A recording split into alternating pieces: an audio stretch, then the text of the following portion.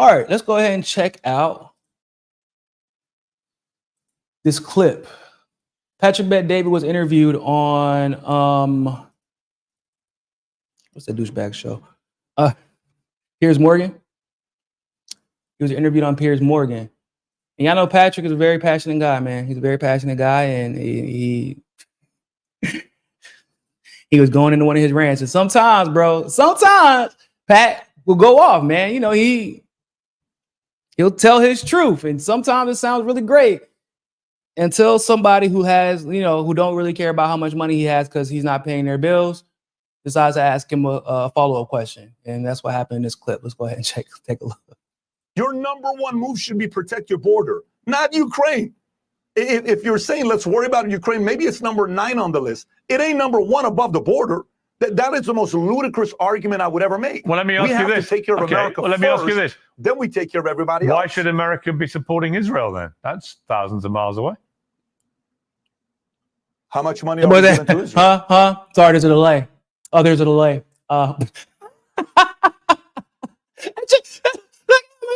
Ludicrous argument I would ever make. Well, let me ask you this. We have to take care of America let me ask you this. Then we take care of everybody else. Why should America be supporting Israel then? That's thousands of miles away. How much money are we giving to Israel? No, that's not what he asked you, P. That's not what he asked you, PBD. He said, why are we giving the money? How much are we at? Why do people always do that whenever they get exposed on their hypocrisy? You know, Destiny does that too. Destiny does. How much are we giving? I'll be interested to know. How much are we? How much money are we giving Israel? I'm curious. Go ahead. I'm curious. Go ahead. Oh, are we sending troops over there? Yes, we are. Yeah, we are. We had American troops die the first few days of the conflict. So yeah. But okay. Are we sending missiles over there? Yeah, we literally are. What? No, how much money are we giving to America? I know the dome we've given it since 1945. America has $10 billion we've given to them. $3 billion is towards the dome. Yeah. How much money are we giving them? More than that for the dome. Like we gave $3 million to help with the dome initially. We also paid for their missiles after. Billions of dollars. Not comparable to what we've given to Ukraine in 12 months. Well, what does that have to? Y'all, I'm confused. Oh, we gonna finish watching it because that now, just out of curiosity, did I mishear the question or did Patrick mishear the question? We gonna 24 months? So no way. Isn't the principle not even close? Isn't the principle the same? You're doing it to help them defend themselves. No, it's not. The part with Israel is slightly different because it's both strategic, because there's only one country in Israel. Oh, there we go. That has historically always been pro-America and has been an ally. Well, there we go. They said, hey, Mr. Valuetainment, you're getting a little bit popular there. So we just wanted to go ahead and send you some talking points. Because y'all remember at the beginning of this whole conflict, he was actually calling out Israel for the genocide. He was actually pretty decent on this situation. But now it's different. I wonder what changed, guys. He got the call. In the Middle East, that's Israel. Iran's not been the case since the Shah, right? Saudi Arabia. Iran's not been the case since the Shah because we installed the Shah. And yeah, that shouldn't have been the case. But now also Jordan is pro the US. Like they're US puppets. MBS, he's trying to work and make progress to the point where Ronaldo, your friend, feels safe going out there with his family to play soccer there. These are good things that MBS and Saudi Arabia is doing. Bro, what is he talking about? It's kind of doing what the Shah was doing back in the 50s, 60s, 70s. I like what he's doing with Saudi Arabia.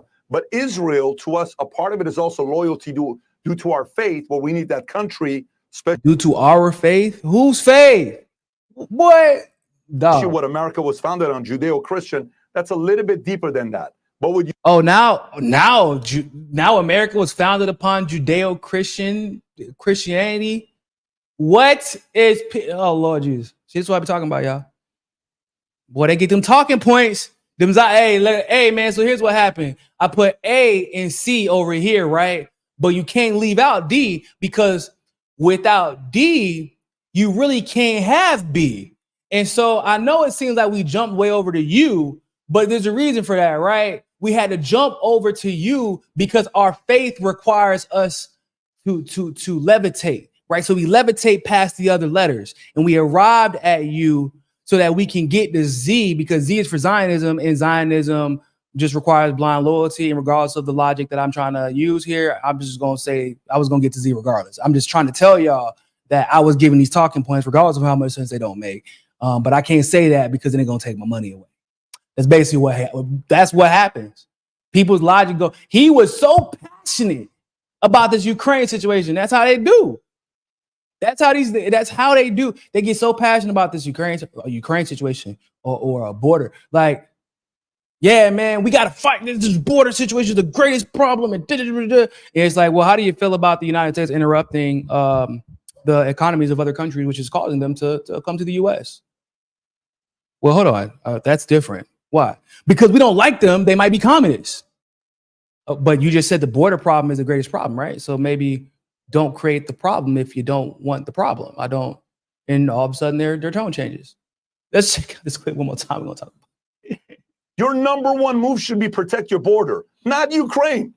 If you're saying let's worry about Ukraine, maybe it's number 9 on the list. It ain't number 1 above the border. That is the most ludicrous argument I would ever make. Well, let me ask you this. We have to take care of America let me ask you this. Then we take care of everybody else. Why should America be supporting Israel then? That's thousands of miles away.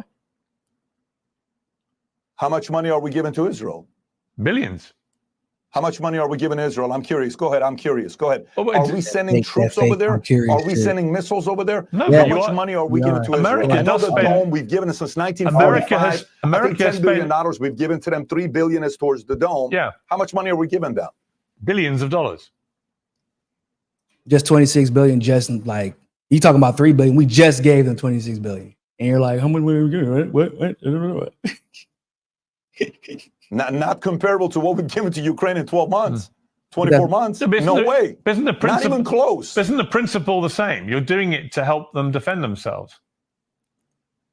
No, it's not. The part with Israel is slightly different because it's both strategic, because there's only one country in Israel that has historically always been pro-America and has been an ally in the Middle East, and that's Israel. Iran's not been the case since the Shah, right? Saudi Arabia now with MBS, he's trying to work and make progress to the point where Ronaldo, your friend, feels safe going out there with his family to play soccer there.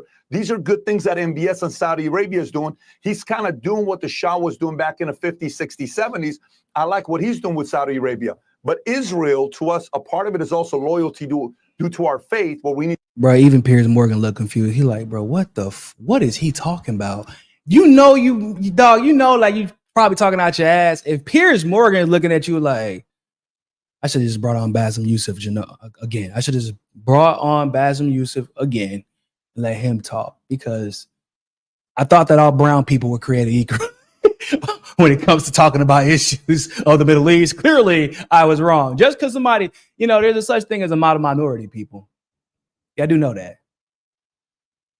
We're going to talk about that in a second. But yeah, that country, this is what especially what America was founded on, Judeo-Christian, that's a little bit deeper than that. But with Ukraine, the guy's an opportunistic guy. Respect to him that's coming up to America, making everybody feel guilty and raising money. I salute him for being a great beggar and a great. Oh, he's a great beggar, but Netanyahu. Oh, no, actually, he's right about one thing. Netanyahu is not a great beggar. He don't give a shit. He going to get his money regardless. So let's talk about this really quick. So, ladies and gentlemen, this should be if you are ever wondering, does having money make you smart and knowledgeable on geopolitics and international relations? This is your answer. Just because you have a bunch of goddamn money does not mean that you understand what the hell you were talking about. Because what the hell? I don't understand what's up with this phenomenon lately of people like, oh, I'm rich, therefore I understand politics. Most rich people don't give a damn about politics before they get rich, which is how they got so rich. They're like, hey, I'll pay whoever I got to. I'll do whatever I have to. I'll kiss whoever's ass I have to in order for me to get rich. And then they all of a sudden want to talk about politics on the podcast because it makes them some money. I cannot be clear enough. Just because you are rich does not qualify you to talk about politics. Like, just go ahead and get that out the way. Right? Just like because like Patrick Bet-David's Iranian. Yeah, like you're Iranian. He's like, yeah, man, it was so bad. Well, how do you know that? You've lived here basically your whole life. Well, like he doesn't speak Farsi. He's outside of him literally being Iranian, he's basically lily white. And that's just, I'm telling you as a perspective of that. I'm telling you from a perspective that's met him. I've met him in person. I've talked to him. I've had a one-on-one conversation with him. I'm just being honest. Like, not a bad thing. I'm just telling you, I don't like this thing where people invite people. Oh, he's Iranian, so let's get him to come on and talk bad about Iran because it agrees with our point. He doesn't know anything about Iran. People like him avoid Iran like the plague. They avoid the culture. They think that everybody's the same. They buy into stereotypes the same way that somebody from the South would try to convince you that their racism like wasn't a big deal, or like they would just try to convince you to ignore it. Like, no, the South was amazing. What? South never, like the slavery thing wasn't even that big of a deal. Right? Like that's the type, like that's what they like. People who like people from like, so if you get a white Cuban from Miami, they do the same thing with Cuba. Oh, Cuba's so horrible. Why? Because Fidel Castro desegregated the country and then didn't let your grandparents who stole their business keep that stolen business. The stolen crops, stolen profits that they stole from black people, mestizos, and indigenous people. Like, yeah, I guess that would suck for you. Yeah, that would suck for you.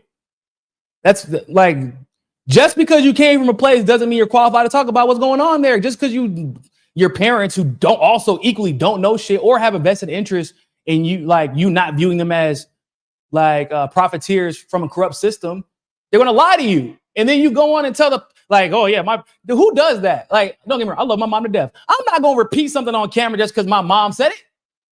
I learned that when I was 8 years old. Like, damn, sometimes my mom be wrong. I didn't even know that. No, I was later than that. I ain't gonna lie, like 12, 13. Like, I remember the first time I said something that my mom said, like that was back then, that was your best defense. My parents said, and now you're like, bro, my mom said it. I'm gonna go ahead and triple check 5 times because probably it might not be entirely accurate, but that's what people do. But Patrick Bet-David is money first. I want to be very clear about it. And that's a fact that he's very proud of.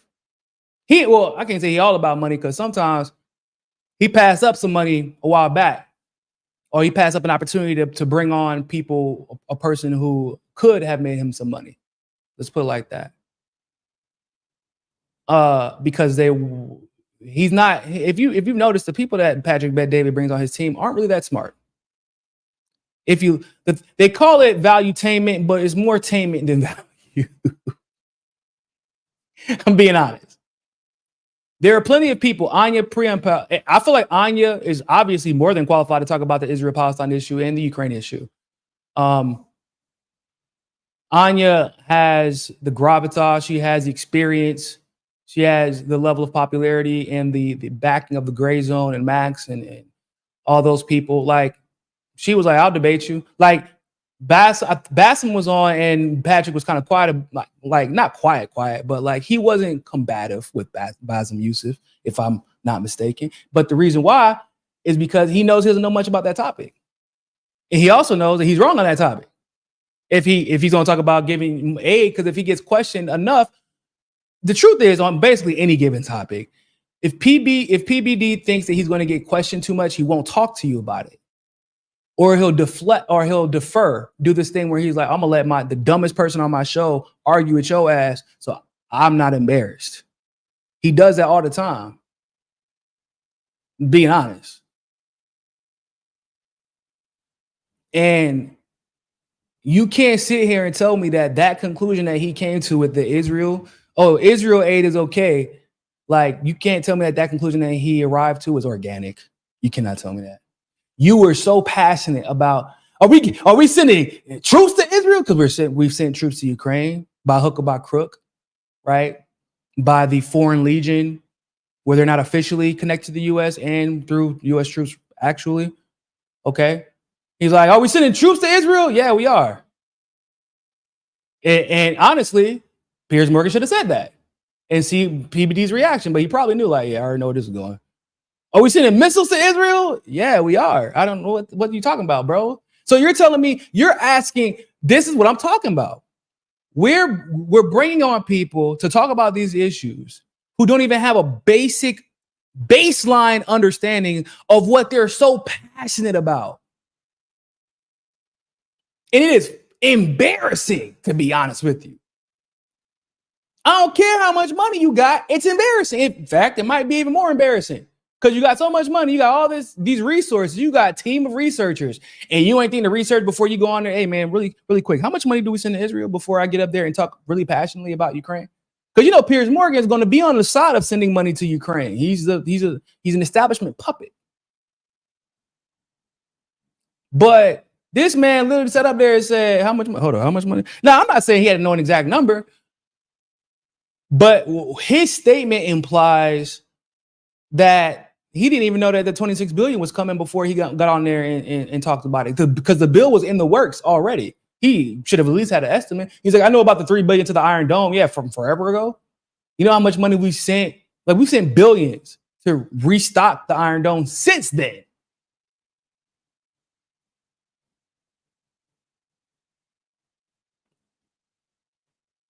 You can't call yourself, you said the biggest priority is the United States. You can't keep calling yourself America first if you're Israel first.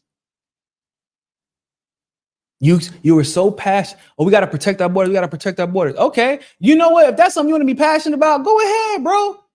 Then be passionate, but don't then switch it up. Because it was like, got to protect our borders. Why? Because America's got to be our number one priority. What about when we send money to Israel? Well, hold up really quick. That's different. Well, no, because what Piers was saying, by principle, it is actually the same thing as Ukraine.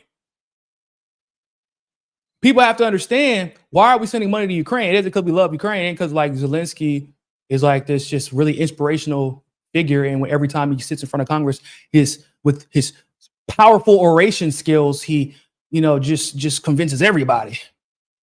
Just give me money. No, it's because it's a military strategy to combat Russia's growing influence in the region. That's what they don't want. Really in the world, not just the region. Okay, so why do we pay Israel? Because we don't want Iran's influence and Russia's influence, really, and Syria's influence, et cetera, to grow in the region. So we give Israel, but it's the same thing. So by Patrick's own logic, we should be giving money to Israel. So it's like, you can't have either or. But what do we always say, people? These people get exposed when it comes to Israel. They get exposed so quick. Everything you thought that they believed in. That's why I got a lot of respect for the conservatives who are being like, they're like, nah, man, they don't support giving you money to Ukraine. They don't support giving money to Israel. They say like we might differ on like, so I believe that, yeah, there's a border crisis, but we might differ on the solutions and the cause of the border crisis. But at least that they're consistent. They're like, nah, I don't believe in giving money to that damn war. Well, hey, cool. We'll stay there then. Because they really do believe in American first. And to be completely honest, most of the world's problems wouldn't be happening if America actually did put America first. They're usually not putting America first. They're putting elites first. And most of those elites, or at least a good amount of them, are not loyal to America. They're loyal to themselves. And I would challenge Patrick Baker, like I said, so I'll tell y'all this story. So I'm gonna tell y'all. So I'm not gonna say who I was with, but I was part of a group of people that was invited to Patrick Bet-David's house. And his house is insane, by the way. It is insane. The man's house, like, and he has good taste. I gotta admit that. He does have good taste too. I saw he had like a McLaren. I think he had 2 McLarens. Like that, like it was something crazy. It was either he had 2 McLarens and a Lambo, or like a McLaren, a Lambo, and a Ferrari. Like it was something ridiculous. And when I was listening to him talk, he's one of those people that if he gets in front of, let's just say, Kim Iverson, for example, he'll pretend to be anti-war and he'll agree with her and he'll talk using very similar talking points that she uses. But the moment that he gets in front of a conservative, for example, it's communist this, communist that, communist this, communist that, anti-communist, communists cause all the problems. And then the moment he gets in front of like a really, really smart person, like let's just say he got in front of an Anya or a Max or like somebody who's just very, very not only well versed in these topics, but experienced. He'll sit back and act like he's listening because he doesn't want to expose how much he actually doesn't know. Patrick has he's very good at this. It's probably one of the reasons that his podcast has been so successful, other than the fact that he has a bunch of money behind it. But he's very good at like picking his battles. But the problem is, if he doesn't feel like you're at the status that he is at, he don't want to pick his battles with you. He would rather act like you're not, like you don't exist. Like, yeah, y'all know people like that. There's a lot of people like that, right? We have that. We deal with that all the time in independent media, right? It's like Ben Shapiro. Ben Shapiro is really good at picking fights with college kids. Destiny is very good at picking fights. He was until recently. Destiny was very good at picking his fights until very recently. Destiny avoided debating leftists, true anti-imperialist, anti-war leftists until very recently. And the moment that he got introduced to actual anti-war leftists, where like he had to debate Fiorella at a Better Discourse conference, 4 years ago, maybe? I think it was about 4 years ago. Fiorella handed him his ass. Because that was the first time that I personally witnessed Destiny debate an anti-war leftist. And it did not go well for him. Then the very next event, the same event, conference that I went to, I debated Destiny. And it was the same result. I mean, it wasn't like a hard debate. The man was making an argument that Facebook and Twitter and these tech companies aren't actually CIA front companies. Like, that they, like, come on, guys. It wasn't like difficult. But my point is you got a lot of these people who are very good at picking their battles. Patrick Bet-David is one of them. You don't get to be that rich and successful without picking your battles, to be completely honest with you. Also without selling your soul, but that's a different conversation for a different thing. But Ben Shapiro, Steven Crowder back in the day, change my mind. Bro, come on, I'll change your goddamn mind. No, you're going to end up flipping chairs and shit if you debate me. That's the difference. You're going to flip chairs and get pissed off if you debate somebody like Brianna Joy Gray or Nick Cruz or Pasta Jardula or Fiorella Isabel or like any of these people, Max Blumenthal, Anya, Stabby, even like any of these people who actually know George, obviously, George Galloway, but any of these people who actually know what they're doing and talking about and actually can see the issue from all sides, have experience. Like you couldn't, bro. The way that I'm impressed that Piers Morgan let him continue to talk. Because after he said the words, does the U.S. Do we have U.S. troops in Israel? Do they send U.S. troops there? I'd have been like, hold up, bro. You did not come on my show. You did not come on my damn show and ask me. I invited you on here as an expert. And you just asked me, have we sent troops to Israel? I would have cut him off.